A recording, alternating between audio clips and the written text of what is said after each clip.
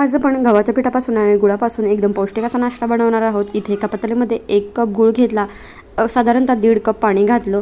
छान असा गूळ जो आहे तो पाण्यामध्ये विरघळून घेतला आणि त्याच्यामध्येच आपल्याला 2 ते 2.5 कप गव्हाचं पीठ घालायचं आहे। पोहे खायच्या चमच्याने 1 चमचा बेसन पीठ घातला आणि छान असं हे पीठ जे आहे ते मिक्स करून घ्यायचं आहे। याचा आपण डोसाचं बॅटर जसं बनवतो याची कन्सिस्टन्सी तशी ठेवायची आहे। तर छान असं आपलं इथं गुठळ्या न होता हे पीठ जे आहे ते मिक्स करून झालेलं आहे। आता हे बॅटर जे आहे ते आपल्याला तव्यावरती एका पळीच्या साहाय्याने पसरवून घ्यायचं आहे।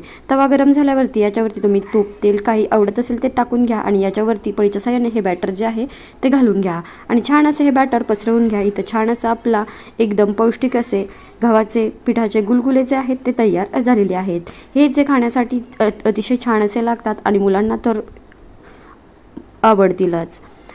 आय होप आजचा व्हिडिओ तुम्हाला आवडला असेल। व्हिडिओ आवडला असेल तर लाईक करा, शेअर करा, सबस्क्राईब करा। Bye bye.